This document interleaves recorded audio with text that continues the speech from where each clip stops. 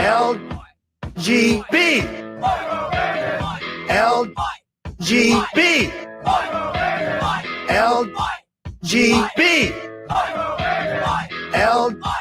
LGB.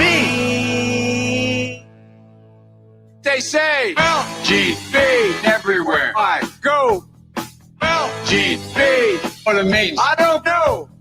LGB. Whatever it is. LGB. Come on, help me, please. Please. Alrighty then. Thank you. LGB. That's let's go, Brandon. Right? LGB. This means let's go, Brandon. No. LGB. Sounds like let's go, Brandon. I guess. LGB. All right. Let's go, Brandon. I am Cornholio. Chant LGB. Right wing and left wing. LGB. Go, you know the thing. LGB. If you don't sing that back. LGB. And you ain't black. LGB. Let's go, Brandon. LGB. Let's go, Brandon. LGB. Let's go, Brandon. FJB. Let's go, Brandon. I'm Joe Biden, and I forgot this message. Greetings, my dear friends, and welcome to another episode of Reading Epic Threads. I'm your host, Patrick Gunnels, joining you from Houston, Texas, this January 20th, 2024 at 10:46 a.m. Central Standard Time, and I've got one presumably fairly lengthy piece from Joe Lange on badlands.substack.com entitled A Seismic Shift. It has been a delay since he wrote it. Sorry about that, Joe. Gart, and then, of course, my audio recording obligations. So here we are. It is time for the latest from Joe Lange, a sequel to the last piece, which was my favorite from Joe Lange. So I'm very excited about what's coming up. Don't forget, go to angelpaste.com. My friends, I don't know if you know this, but one of the reasons I'm able to sustain a tan is because Angel Paste is the best emollient for the skin that there is. It consists only of food-grade plant oils. I put a dime's worth of it on my face every day, and I have a bit of a tanning booth habit that I take advantage of at Planet Fitness. And without Angel Paste, I really wouldn't be able to do this. It was invented by my sister Barbara and manufactured at her home in Spring, Texas by her. Consists of only food-grade plant oils taken directly from God's own flora, harvested only by non-chemical means. It's got amazing properties, guys. Your skin will drink it up. Go to angelpaste.com. Use promo code Shapiro to pry $1 from my grasping hands. And if you get 3 or more bottles, you get free shipping. Angel Paste, your skin will drink it up. All right, let us begin with today's feature. From badlands.substack.com, A Seismic Shift. Transferring Power from the Banks to the People by Joe Lange. In my last article, I talked about the importance of safeguards for the future of America. It involved an example from the past of a great leader in Costa Rica named Jose Pepe Figueres, who placed constitutional safeguards in place to prevent an insurgency and protect the people's rights in his country. It gave the power back to the people and has gone a long way toward preventing another government controlled by a global cabal. How did Don Pepe give the power back to the people in Costa Rica?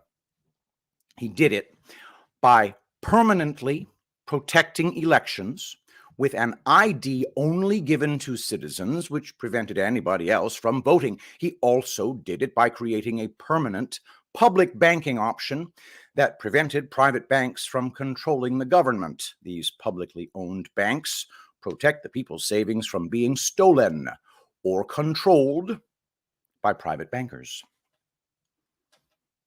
I ended that article talking about a public bank in the United States most people didn't know existed.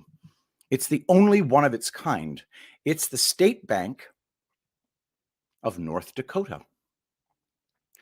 The Public Bank of North Dakota has been in place since 1919. It has lasted more than 100 years, and most people don't know anything about it. What's the history of this bank? According to Vox.com, quote, in the 1900s, North Dakota was, not unlike today, a place overlooked. Between the already established East Coast and the rapidly developing West, the state was largely settled by farmers who spread themselves sparsely. The low population density meant that local financial institutions had trouble taking root. In fact, North Dakota was a banking desert. That decentralization, combined with the predatory nature of the Gilded Age, an era of economic deregulation and extreme income inequality, left North Dakota's fledgling economy vulnerable to the whims of corporate banks. Financial capitals such as Chicago and Minneapolis could inflate farmers' loan rates or undercut grain prices without fear of reprise. A lot of your economic livelihood would be, for lack of a better word, controlled by out-of-state interests who may not have the best interests of the local producers in mind, said David Flynn, the Economics and Finance Department chair at the University of North Dakota. End quote.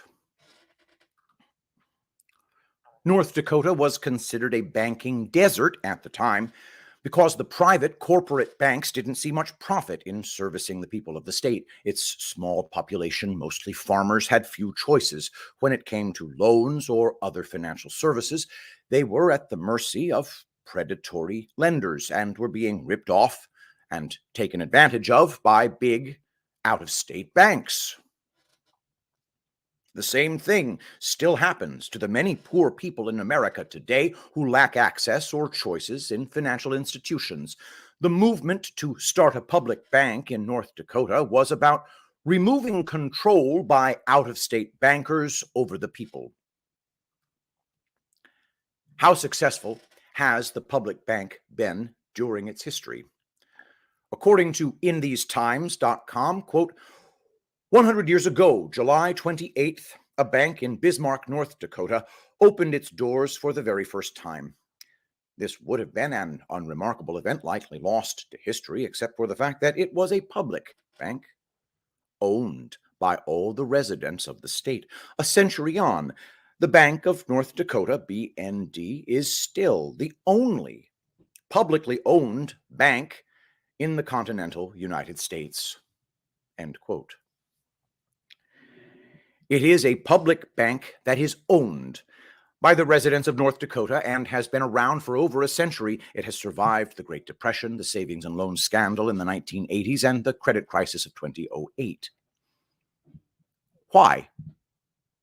Because its purpose was to serve the people of North Dakota, not Wall Street or the federal government. It gave the people local control over the banking system in North Dakota and limited their risk. More from InTheseTimes.com. Quote, rather than having public funds be extracted from local communities to fuel Wall Street speculation, public banks can ensure that those funds are used to stabilize local economies and support local public priorities. As Ellen Brown, chair of the Public Banking Institute, writes in her new book, Banking on the People, quote, a public banking system can fund the goods, services, and infrastructure required to satisfy the needs of the people and the economy without unsustainable debt, taxation, or environmental degradation, end quote, end quote. This public banking option helps shield the people from risky Wall Street speculation, unsustainable debt, and taxation. But what were the specific reasons that drove the people to create a public bank, and are there similar reasons to start a movement nationwide for public banking today? More from InTheseTimes.com. Quote, that a public bank is resonating with people across the United States today shouldn't be surprising. If we look back at the conditions that led a diverse group of farmers, socialists, and populists to struggle against the odds to create the BND, Bank of North Dakota, in the first place, corporate domination, an economy hobbled by debt burdens, gaping inequalities, ineffective reformists bought politicians, we find they are remarkably similar to those we face today in our new Gilded Age. End quote. Did you catch the similarities from way back then to what's happening today? 1. Corporations in bed with the government and dominating the people. 2. Our economy is being strangled by massive debt. 3. Huge inequality between the wealthy and the poor. 4. Nobody really trying to change anything because our government is completely corrupt. The public banking option is the safest option in times of financial crisis, and the Bank of North Dakota has proven it. More from InTheseTimes.com, quote, between 1919 and 1933, the BND lent almost $41 million to more than 16,000 farmers in the state, and during the Great Depression, the bank helped the state uniquely sustain itself and recover quickly, foreshadowing similar success in helping the state withstand the 2008-2009 financial crisis. While school teachers across the country were being paid essentially in IOUs that were typically redeemed with a 15% loss, the BND was able to pay them in full. In the 1940s, farmland that was foreclosed on during the Depression was sold back, in many cases, to the same families that lost them. End quote. Can you see how the public bank served the people instead of the banks in times of crisis? The public bank was a safeguard during both the Great Depression and the 2008 financial crisis. Can you imagine how different our history would have been had each state established their own publicly owned bank to protect the sovereignty of the people in their states? But there are other big benefits for having the public bank option. What are they? The Public Bank of North Dakota returns a portion of its profits to the general fund, which not only lowers taxes, but also helps fund things like infrastructure projects. They've given back more than $1 billion over their history. The Bank of North Dakota also offers lower-cost student loans for their state residents. That promotes education, creates more local control, and gives power back to the people. North Dakota owns the only public bank option in the country, and unfortunately, not everyone has access to it. Is that about to change?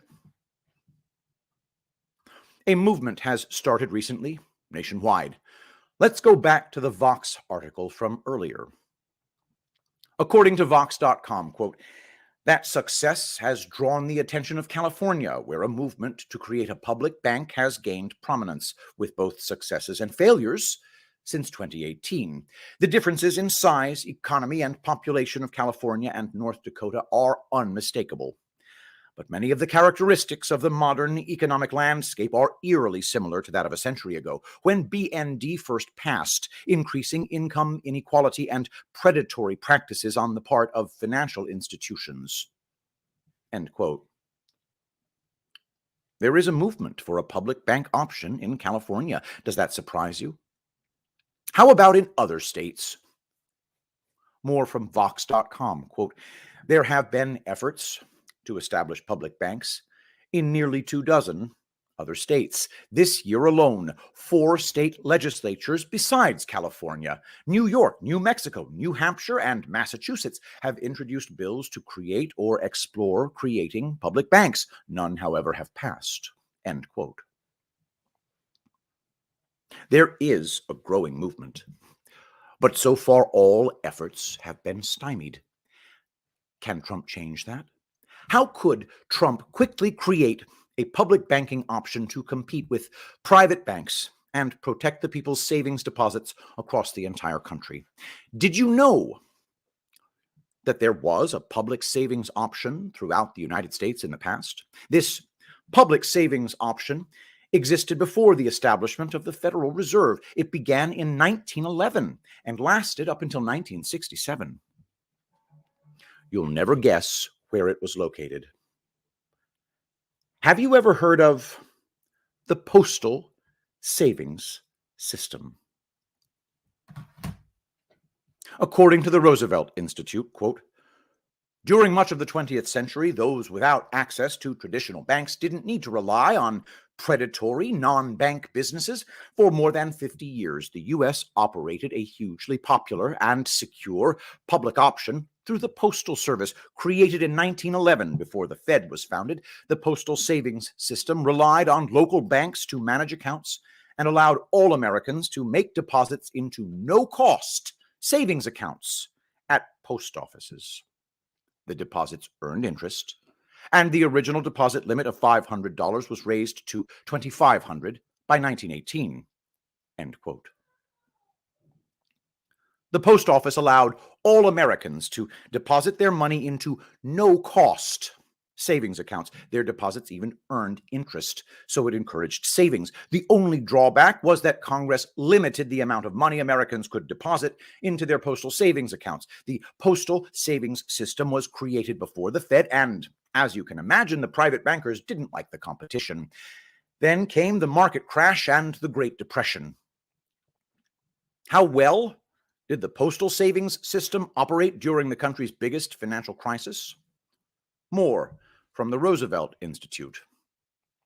Quote, during the Great Depression, when the public justifiably lost faith in private banks, the postal savings system was a uniquely safe and reliable alternative. By 1947, more than 4 million people had $3.4 billion in savings in more than 8,000 postal units. End quote. This is why public banking is so important. Even during the Great Depression, when the private banking system collapsed, postal savings accounts were uniquely safe and reliable. They became even more popular during the Great Depression. This is valuable history that has been strategically hidden from the American people by the same private bankers who now control our media and government. A public banking option is a great safeguard for the American people. Why not do it again?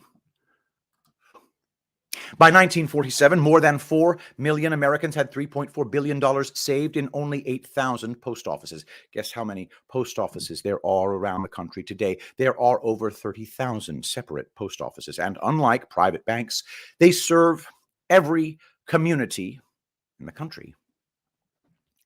This is how you change the banking system and give the power back to the people. Banking should be a public service, not just a service to enrich private bankers. But guess what helped to end the postal savings accounts in 1967?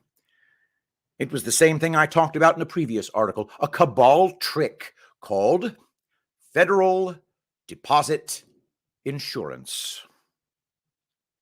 More from the Roosevelt Institute. Quote, however, during the post-World War II economic boom, when interest rates at private banks rose, and after the Federal Deposit Insurance Corporation, FDIC, offered depositors at private banks some guarantee, usage of the postal savings system declined, and the program was discontinued in 1967.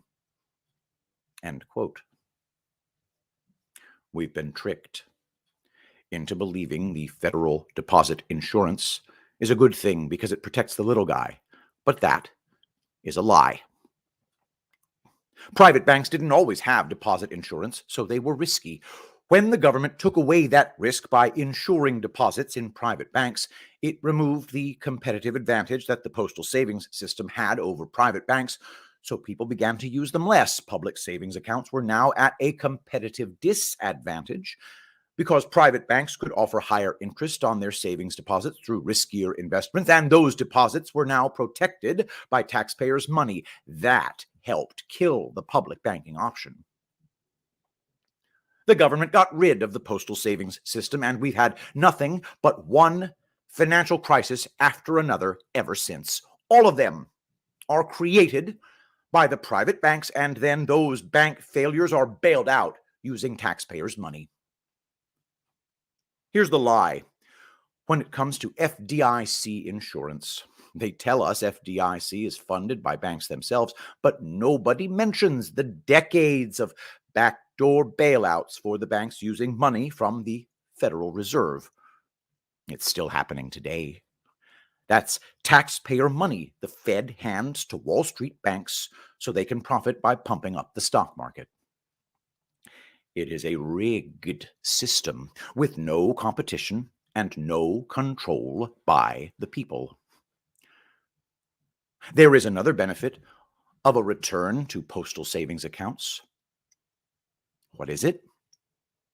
According to Cheddar News, quote, one potential benefit is that it would help consumers avoid predatory non-bank options such as payday lenders and check cashing companies, which millions of Americans rely on.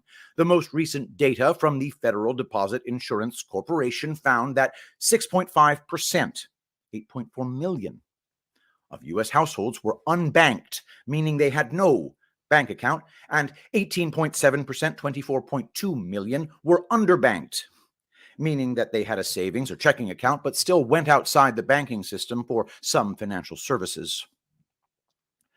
The nationwide footprint of USPS, the United States Postal Service, which tracks with population centers as opposed to commercial activity, offers a way to reach this vulnerable population quickly. Quote, the 30,000 post office locations are an ideal way to provide core banking services and money payment services to many of the people who do not have bank accounts, Armstrong said. That's why it's so attractive, because of the physical locations, end quote, end quote. It would eliminate predatory non-bank options because the post office could offer the same services for free or at a much lower cost. It would help poor Americans by letting them keep more of their money. A public banking option would go a long way in safeguarding our banking system well into the future. The post office has done it before in the past and can do it again. But what if that was always part of the plan and nobody knew it? Guess who suggested using the post office as a public banking option and wrote up a white paper on the subject? According to postalreporter.com, quote,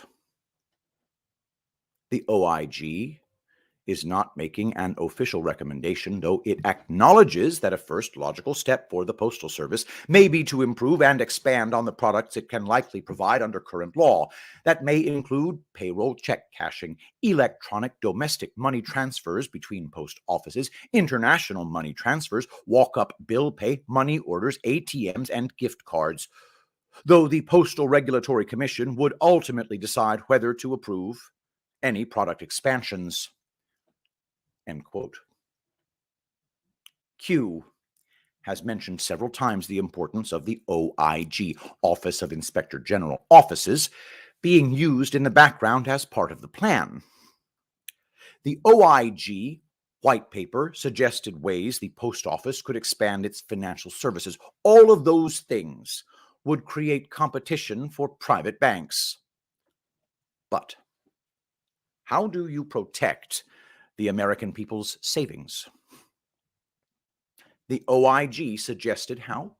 More from the postalreporter.com, quote, other products, including small loans, reloadable prepaid cards, and checking or savings accounts, are likely outside the Postal Service's current legal authority. If its authority was expanded, it could stand to gain significantly more revenue and could make a more meaningful impact on financial inclusion, end quote. Are postal savings accounts coming back? That would make the Postal Service a public banking option competing with the private banking industry. That would be similar to what Jose Pepe Figueres did in Costa Rica. Unlike private banks, the post office has a constitutional public service obligation for all Americans.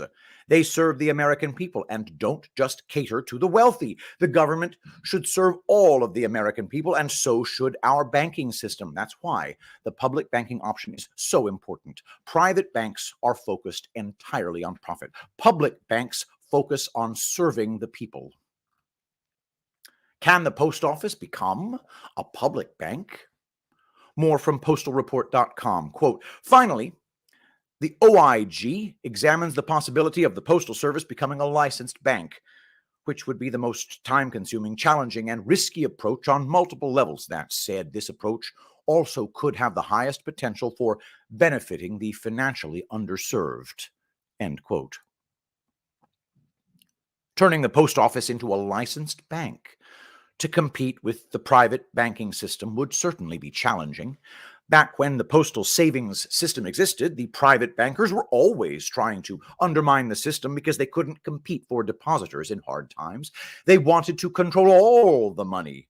And by getting Congress to create federal deposit insurance, it made deposits in private banks as secure as deposits at the post office. That purposely lessened demand for postal savings accounts and encouraged Americans to deposit their money in private banks. We've seen the result as we've gone from one financial crisis to another, with the bankers just becoming wealthier as the American people have been forced to pay for every bailout. Having a public banking option would create a banking system that has the sole purpose of protecting the people's savings. But is it part of Trump's plan? Do you remember how Trump took control of the Federal Reserve? I wrote about that in my article called Master and Commander. Trump was able to appoint every member on the Board of Governors except one. That one Fed governor was a big supporter of the digital dollar, and so are Jared Kushner and Donald Trump. That's why she wasn't forced to resign, and also why Trump has never bashed the Federal Reserve digital dollar. It's also part of the plan. I wrote about that in my article, Are CBDCs the Path to Fear or Freedom? Taking over the Fed was a big part of the plan to take down the global debt system. But what about the post office and public banking? Did Trump take control of the post office the same way he did the Federal Reserve Board? Guess how many postal governors were on the 9-member board when Trump became president? You'll never believe it. According to Time magazine, quote, by 2014, there were fewer than 6 members on the Board of Governors, which meant the body lacked a quorum and was unable to perform key functions. But while Obama nominated 7 people to fill those vacancies, according to a 2018 report from the Congressional Research Service, none received a vote in the Senate. By 2016, the Board of Governors was down to 1 member, James Bilbray, whose term ended in December of that year. By the time Trump took office in January 2017, the board was officially empty, offering him a unique opportunity that he quickly seized. Of the 6 members currently serving on the Board of Governors, 4 have donated to Republican candidates, including Trump, and have served as officials in prior Republican administrations or political organizations, end quote. The president picks the members of the Board of Governors. When Trump became president in 2017, the entire Postal Board of Governors was completely vacant. Do you think that's just a coincidence? Trump got to fill the entire board. That board is the one that chooses the Postmaster General. Trump's board then handpicked his choice for Postmaster General. More from Time magazine, quote, as a result of these nominations, all of which were confirmed by voice vote in the Senate, the USPS Board of Governors had a quorum and could resume its major responsibilities by August 2019. So when former Postmaster General Megan Brennan announced her intentions to retire in October of that year, the board was in a position to elect her successor. In May, they picked DeJoy, the first person selected for that position who had not come up through the organization, end quote. Trump's pick for Postmaster General was Louis DeJoy, a guy who had never worked for the post office and was an outsider. The political left has hated DeJoy from the beginning. According to the Washington Post, quote, DeJoy, the North Carolina businessman and Trump campaign donor who arrived in June to make sweeping cuts to postal operations, was appointed by a board that is now controlled 5-1 by loyalists to President Trump. We just got the board, Trump told reporters Tuesday. After years without a voting quorum, Trump was able to reshape the once obscure Postal Service Board of Governors in 3 years into a behind-the-scenes powerhouse that is setting his priorities in motion possibly for years to come. End quote.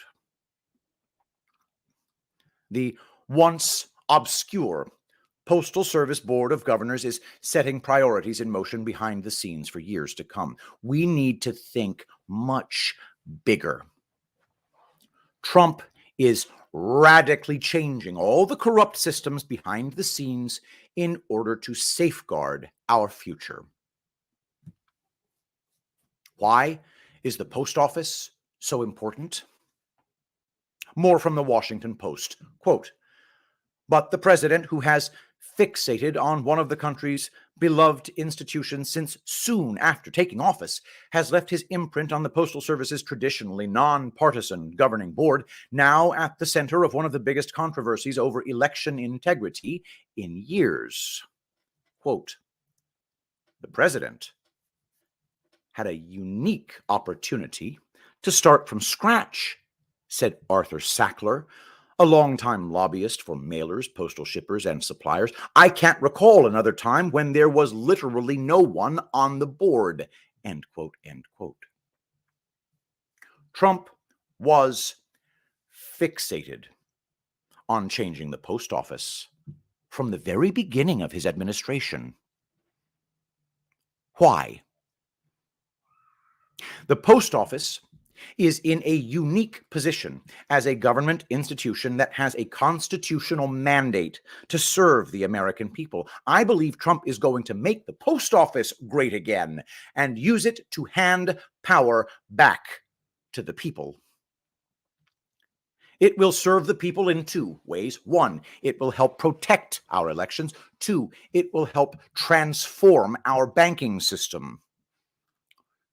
Do you remember this headline? Quote, will the U.S. Postal Service's new blockchain patent reinvent voting and elections? End quote. According to Business Insider, quote, the U.S. Postal Service has filed a patent for a, quote, reliable voting system that would use blockchain technology to improve the security and transparency of election results, Forbes reported on Friday. The patent proposes sending voters a unique code in the mail, which they can then use to verify their identity and cast their vote online, and then storing that information on the blockchain to ensure votes aren't tampered with, according to a patent application made public last week. End quote.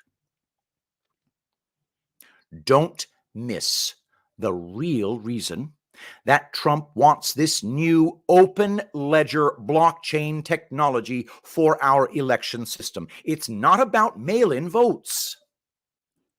It improves security and transparency. It is going to verify a voter's identity as a citizen and secure the voter rolls on a secure blockchain ledger that can't be tampered with. Trump is going to clean up the voter rolls. That's what I believe the blockchain patent is truly about. I think a U.S.-owned voter ID law is coming, and the voter rolls will be cleansed. The post office looks like a key player in setting up safeguards for our future elections. What about transforming the banking system? Guess who else has proposed a postal bank besides the OIG? According to The Hill, quote, the recent bank crisis set off by the failure of Silicon Valley Bank and Signature Bank has exposed a reality about how U.S. banking really works. The system's very existence, for example, ensuring deposits, loan guarantees, and setting interest rates depends entirely on the federal government. Any debate about the future of banking in the United States should first take a page from the history of postal banking. During its 55-year existence, beginning in 1910 by an act of Congress, the U.S. postal savings system became one of the largest depository institutions in the country. It served as a safe harbor during the Great Depression and provided simple and reliable basic banking services, especially in rural communities. Postal banking as an essential public service is an old idea whose time has come again. End quote. The author of this editorial in The Hill is Mark Diamondstein. He is the president of the APWU, American Postal Workers Union. He makes a lot of great points and reminds us that postal banking was a good safeguard for many years in this country and protected the American people's savings accounts. But he also introduces us to something else. It's something that I believe will be another big safeguard for our future. What is it? More from The Hill. Quote, the Federal Reserve currently serves as a bank for bankers, facilitating interbank payments, managing bank accounts, and paying interest on those accounts. That very same service could be extended to individuals and small businesses, creating a Fed account for everyone, not just the banks. There is growing interest and support for this concept, end quote. Fed accounts could be a game changer in transforming the banking system. Do you know when Fed accounts were first proposed and by whom? According to Berkeley Economic Review, quote, a potential policy recommendation was posed in 2018 by 3 researchers, 2 of whom worked in the Treasury Department. Under their proposal, the Federal Reserve would offer the option to all individuals and businesses in the United States to open a bank account termed a Fed account, with the Federal Reserve itself providing an alternative to private banks or credit unions. Such an option could have significant effects on a wide array of monetary and economic issues. End quote. The idea of Fed accounts was first proposed in 2018, and 2 of the authors worked for the Treasury. Trump was president at the time. Do you think that's just a coincidence? Do you think Trump doesn't already know how these Fed accounts are going to work? What are the possible benefits? It would eliminate one of the cabal's greatest tricks when it comes to the banking system. More from Berkeley Economic Review, quote, furthermore, Fed accounts would address more fundamental issues in banking. Most importantly, they would lessen, if not eliminate, the need for widespread deposit insurance, as deposits in a Federal Reserve bank cannot be defaulted on. A private bank's debit card is holding the liability of the bank, and so it is backed by the ability of the bank to meet its liabilities to all its depositors. In contrast, a debit card issued by the Federal Reserve would hold pure sovereign money, or the liability of the Federal Reserve itself. This difference is key in the prevention of defaults. By definition, the Federal Reserve is itself the institution that issues sovereign money. So any liability held by an account holder can always be met by just issuing more money if its depositors wish to withdraw money from their account. End quote. Now, read all of that again, but replace the words Federal Reserve with the word Treasury. We are going back to the Constitution, and the Federal Reserve itself is unconstitutional. The Treasury is in charge of the people's money, not a private bank like the Federal Reserve. The American people will no longer need federal deposit insurance because our accounts will hold pure sovereign money instead of fiat Federal Reserve notes. Trump is taking us back to sound money that the people own. We are going back to a gold standard that is redeemable. If you haven't read my previous article on that subject, it's called The Midas Touch. We will no longer need federal deposit insurance, so we will also no longer need to bail out failed private banks. No more taxpayer bailouts. Power back to the people. Is this part of the plan? How do Fed accounts connect with a postal savings bank? One of the people that worked at the Treasury and came up with Fed accounts also wrote more on the subject. His name is Morgan Ricks. According to justmoney.org, quote, Fed accounts might offer all the functionality of ordinary bank transaction accounts, debit cards, ATM access, direct deposit, online bill payments, online and mobile phone access, and so forth, but without any fees or minimum balance requirements. Moreover, the Fed could partner with the U.S. Postal Service to serve as a ubiquitous physical branch network to service these accounts. Thus, Fed accounts could be merged with postal banking proposals to create a robust public system for money and payments.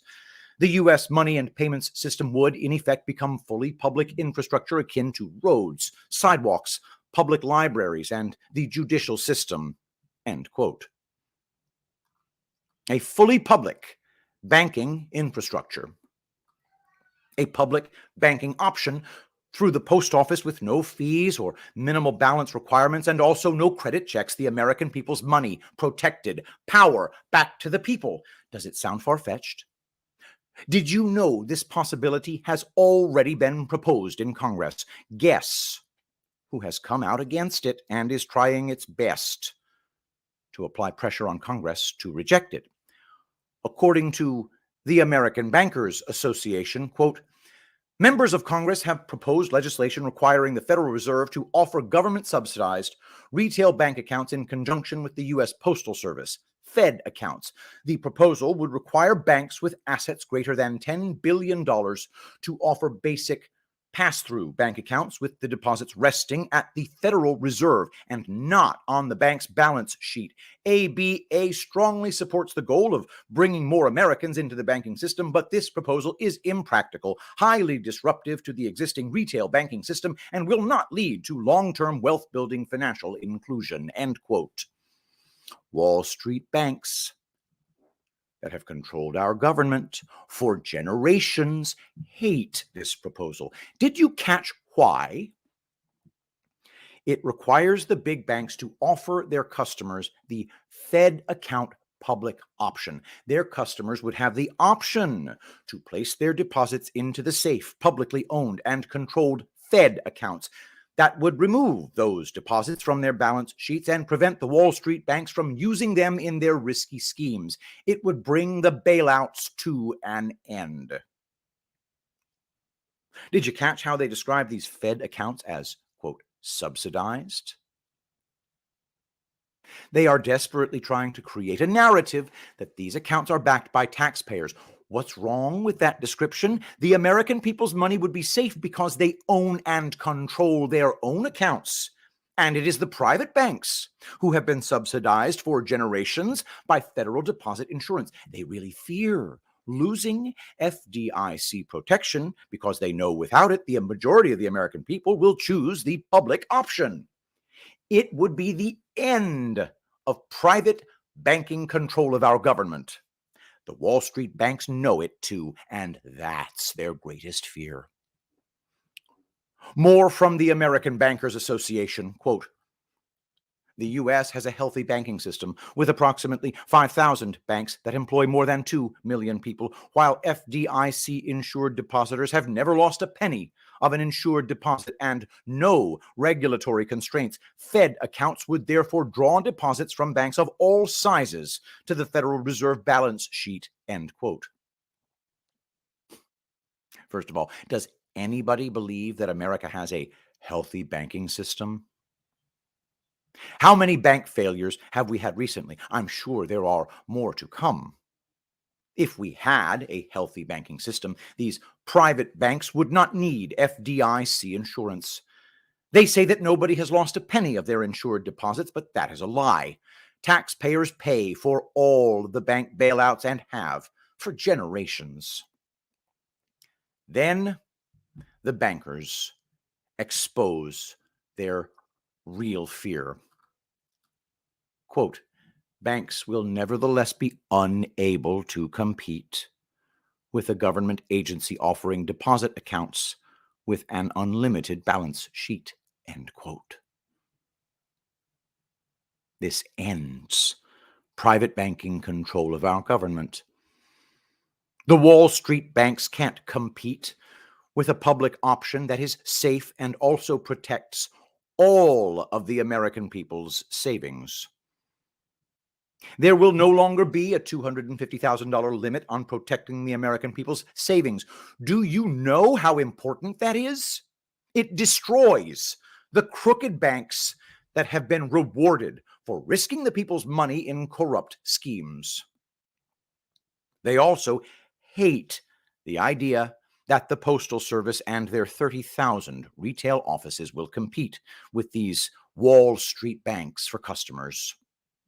More from the American Bankers Association, quote, finally, requiring the U.S. Postal Service to provide banking services would extend well beyond the Postal Service's core competencies, raise a number of serious regulatory and consumer protection questions, and could leave consumers less protected than they would be at a regulated financial institution. Ultimately, Fed accounts and postal banking would represent a seismic shift in our national banking infrastructure.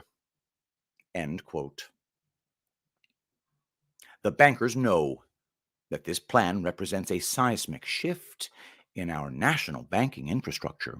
It will completely change everything and transform our corrupt banking system into one that is controlled by the people once again. Power back to the people, with safeguards in place to protect our financial security in the future. Game over. All brought to you by Don Pepe himself.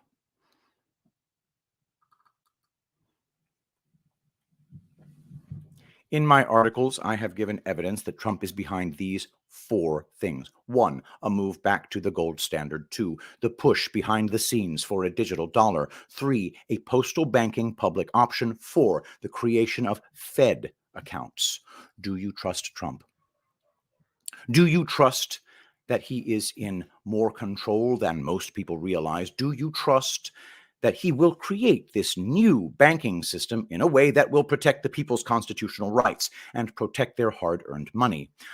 I've made my case that there is a plan and that Trump is focused on our best interests. I believe he's a hero and deserves our trust. Where we go one, we go all. And that is the brilliant Joe Lange from badlands.substack.com. That would be badlands.substack.com. Guys, go to badlands.substack.com. Give this article a like, share this article, share this video. This is, I just love this particular 2-parter that he's done. This is a 2-parter. The first one and then this one together, the one about Costa Rica and Don Pepe, followed by what he thinks is happening here. Amazing, amazing stuff. Blows me away. Don't forget to go to www.angelpaste.com. Use promo code Shapiro to pry $1 from my greedy hands. If you get 3 or more bottles, you get free shipping. Guys, it's food-grade plant oils, nothing else, extracted from God's own flora using only cold, non-chemical processes. The effects on your skin cannot be overstated. Check it out. Angelpaste.com. Your skin will drink it up. All right, I think we've got another poem from Claude Bernardin. This one is entitled Living in Exile. It is silence like an all-night snow, temperatures more like 30 below, no footprints, no smiles, no knocks and no calls, dust over family photos that hang on the hall. But as I drive into town, I catch a glimpse of a flag reminding me of a better memory I once had, when all we do is laugh, clink an ice-cold beer in a glass. So I live in these moments, slipping through tyranny's cracks, preserve what little freedom's left, tuck it up under my hat. There's a country I loved, a country abandoned, gone sorry and sad. but a group still stands brave and heroic in the epilogue of the final act. We're all living in exile, stepping over the shards of tears and glass. But if there's one thing I know, this too will soon pass. They took it too far. Oh, they raised the damn bar. But they can't put out the fire we hold dear in our hearts. For justice is coming, riding over that ridge, and freedom and the Constitution will be the granite foundation to build a new resolution and a new democratic bridge. Claude Bernardin, the poet laureate of Reading Epic Threads. Thank you, everybody, for being here. Don't forget to go to badlands.substack.com to check out that article from the brilliant Joe Lange. Let us pray. Saint Michael the Archangel, defend us in battle. Be our protection against the wickedness and snares of the devil. May God rebuke him, we humbly pray. And do thou, O Prince of the heavenly host, by the power of God cast into hell Satan and all evil spirits who prowl about the world seeking the ruin of souls. Amen. I love you all. Thank you so much for being here, and I'll see you tomorrow.